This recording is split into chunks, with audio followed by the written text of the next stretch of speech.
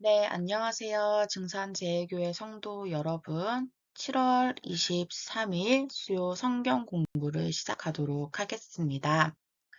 오늘 본문의 말씀은 열왕기상 11장 41절에서 43절의 말씀이고요. 분열 왕국의 특징을 한번 살펴보도록 하겠습니다. 그럼 다 같이 오늘 본문 말씀 읽을게요. 솔로몬의 남은 삭과 그의 행한 모든 일과 그의 지혜는 솔로몬의 실록에 기록되지 아니하였느냐? 솔로몬이 예루살렘에서 온 이스라엘을 다스린 날수가 40년이라. 솔로몬이 그의 조상들과 함께 자매 그의 아버지 다윗의 성읍에 장사되고 그의 아들 르호보암이 대신하여 왕이 되니라. 아멘. 네, 우리가 이미 앞선 시간에 다윗의 아들 솔로몬, 그리고 솔로몬 이후에 나라가 분열되었다는 상황을 한번 살펴보았습니다. 그렇게 해서 북이스라엘의 초대 왕이었던 여로보암까지 한번 보았는데요. 우리 잠시 그 이후의 역사를 살펴보기 이전에 솔로몬 이후의 분열 왕국의 역사가 어떤지, 그러니까 좀 특징이 어떤지를 미리 살펴보도록 하겠습니다. 우리가 지금 계속해서 보고 있는 장은 신명기 역사서의 열왕기 상하입니다. 우리 역대기 역사서와 신명기 역사서 이렇게 차이가 좀 많이 나죠. 근데 여기서 이제 사무엘부터 열왕기까지는 굉장히 좀 긴 역사를 다루고 있기 때문에 저희가 좀 집중적으로 살펴보고 있습니다. 네, 그러면 한번 볼게요. 먼저 지형의 특색입니다. 사실 북과 남과 북의 지역 특색을 살펴보면은 분열 왕국의 특징이 어떤지 우리 모두가 좀 바로 손쉽게 이해할 수 있을 것 같아요. 지도를 한번 보겠습니다. 네, 이렇게 생겼습니다. 우리가 좀 여러 번 보았던 지도인데, 사실 다윗과 솔로몬이 다스렸던 지역이라고 한다면은 온 이스라엘을 다 말하는 거겠죠, 이렇게. 그런데 솔로몬 사후에 나라가 분열이 되었습니다.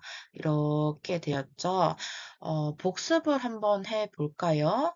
여기 남쪽에 유다는 어떤 지파들이 있었나요? 아주 크게는 네, 그렇죠.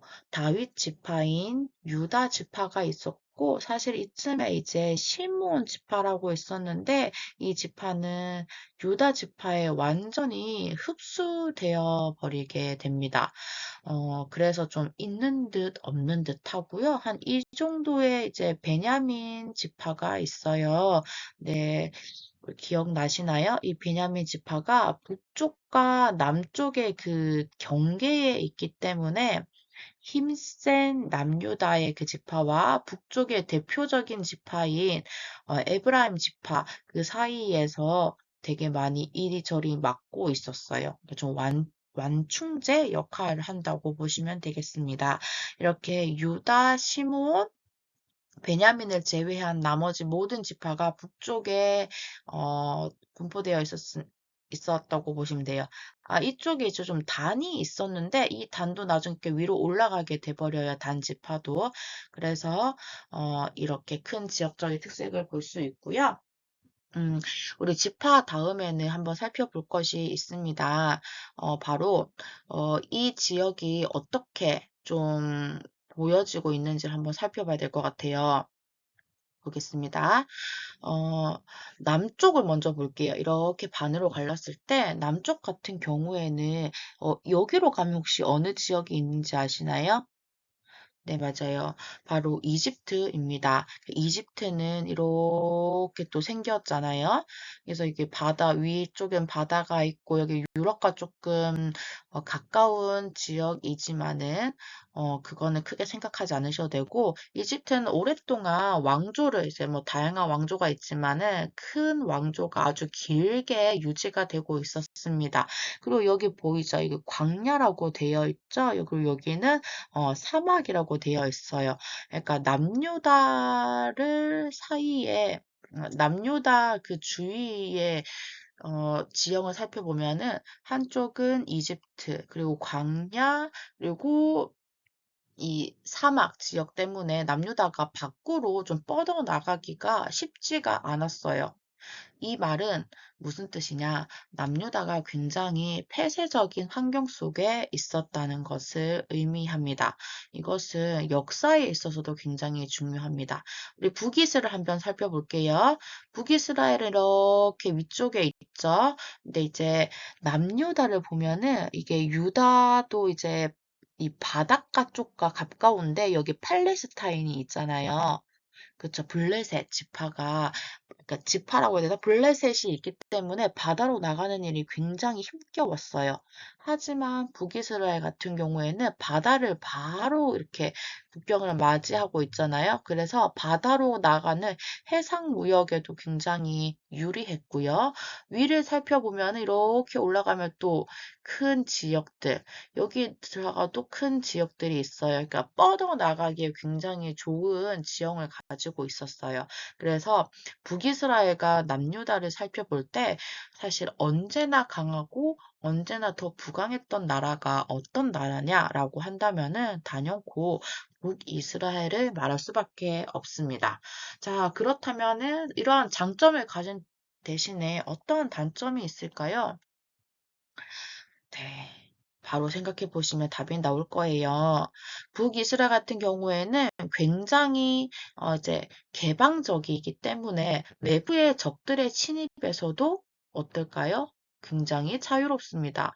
그래서 결론이 어떻게 되나요? 북이스라엘이 남유다보다 먼저 망해요. 그리고 이후에 이제 남유다가 망하는데 북이스라엘이 이제 거의 없는 나라가 되어버리잖아요. 그러니까는 남유다를 막아줄 수 있는 그 베냐민 같은 존재가 사라지기 때문에 이후에 남유다도 망하는 그런 일들이 발생을 하게 됩니다. 이렇게 지역적인 특색을 한번 살펴보았는데요. 다음은 남유다와 북이스라엘의 각각의 그 특징 중에 짧은 것들을 몇 가지를 살펴보도록 하겠습니다. 먼저 북이스라엘입니다. 우리 잘 알고 있는 북이스라엘의 초대 왕은 바로 여로보암이지요. 남유다, 그러니까 온 이스라엘이 있을 때부터 있었던 인물이고 이집트에 망명을 갔다가 르호보암의 국정이라고 해야 되죠. 거기서 이제 맞서 싸우면서 북이스라엘의 왕이 되게 되었습니다.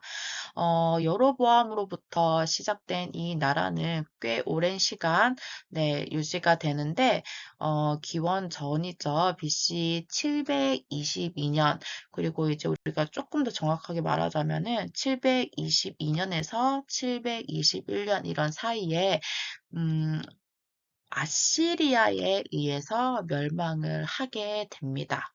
이제 아시리아는 어, 강한 힘을 가진 그런 군대였었고요. 북이스라엘이 감히 이길 수가 없었습니다. 자, 근데 여기서 중요한 것은 이 수도가 여러 번 바뀌었다는 거예요. 처음에 수도가 세겜이었고 우리가 성경을 읽다 보면 나오는데 디르사에서 우리가 잘 알고 있는 사마리아까지도 이렇게 여러 번 수도가 변경이 되었습니다. 이게 무엇을 뜻하냐면은 그 다음 장면을 통해서 한번 살펴보겠습니다. 자, 그리고 이 사본도 이제 연결이 되는 거예요. 수도가 바뀌었다는 것은 왕조가 여러 번 바뀌었다는 것을 의미합니다. 그러니까 다윗 자손으로 이루어진 남유다에 비해서 북이스라엘은 어, 서로 왕이 되겠다고 하는 인물들이 좀 많았던 것 같아요. 그러니까 개방적인 북이스라엘 이 메소포타미아 지역에서 일어나는 수많은 그 반란 세력들을 그대로 좀 답습했다라고 보면은 좀 이해가 빠르실 것 같습니다. 다음으로 남유다 보겠습니다. 남유다는 처음부터 마지막까지 다윗입니다. 다윗이 죽고 나서 솔로몬, 그리고 솔로몬이 죽고 나서 르호보암. 그래서 계속해서 이렇게 왕들이 이어지는데 모두가 어느 누구도 다윗의 혈통이 아닌 사람이 없었습니다. 그래서 이것은 다윗의 집안의 역사라고 보시면 될 것 같아요. 자, 우리 BC 587년에 여기 있는 바벨론에 의해서 멸망을 하게 됩니다. 이제 이때는 이제 아시리아의 힘이 없다고 보시면 되고요. 북이스라엘이 722년에서 721년 그런 사이에 멸망을 했고, 그 이후에 100년이 넘는 시간을 남유다가 더욱더 견디면서 BC 587년 그리고 587년 그 7년과 6년의 사이에 바빌론에 의해서 멸망을 했죠. 조금 더 그 나라의 명맥을 길게 유지할 수 있었던 것은 앞서 살펴본 좀 지형적인 특색이 있었다고 보시면 될 것 같아요. 수도는 처음부터 마지막까지 예루살렘이었습니다. 그리고 왕조 역시 다윗 왕조였어요. 우리가 잘 보면은 북쪽은 아주 많이 바뀌는 상황. 그렇지만은 남쪽은 하나로 처음부터 끝까지 유지되는 나라였다고 보실 수 있겠습니다. 자, 우리 마지막으로, 이거는 정말 그냥 간단하게 보시면 돼요. 북이스라엘과 남유다의 왕들인데요. 남유다를 먼저 볼게요. 남유다는 처음부터 끝까지 다윗의 자손들이 왕이 되었습니다. 이제 모두 다 다윗의 자손이라고 보시면 될 것 같아요. 이 예언자는 나중에 우리가 뭐 한 번씩 볼 테니까 지금은 안 살펴보셔도 되고요. 여기 북이스라엘이 정말 재미있어요. 북이스라엘은 초기 50년 동안에도 여로보암이 왕이 되고 나서 나답이 2년밖에 왕이 되지 못하고 그 이후에 엘라도 2년이고 시므리 같은 경우에는 7일밖에 왕이 되지 못했어요. 그런 것들이 반란의 역사였다. 그리고 이후에는 오므리라는 그 사람이 왕이 되면서 오므리 왕조가 이어집니다. 하지만 이건 역시 50년밖에 이어지지 못했죠. 이후에 예후 왕조 이렇게 해서 아까 말씀드렸듯이 북이스라엘은 왕조가 끊임없이 바뀌는 그런 반란의 역사였다고 보시면 되겠습니다. 이렇게 해서 오늘 우리가 북이스라엘과 남유다의 역사를 아주 특징적인 내용만 좀 짧게 살펴보았는데요. 이제 우리 다음 시간부터는 북이스라엘과 남유다의 왕 한 명 한 명을 다 살펴볼 수는 없어요. 신명기 역사안에서 이들의 왕을 어떻게 살펴보고 어떻게 평가하고 있는지를 짤막하게 알아보는 시간을 가지도록 하겠습니다. 자, 그러면 오늘 주기 도문으로 수요 성경 공부를 마치도록 하겠습니다.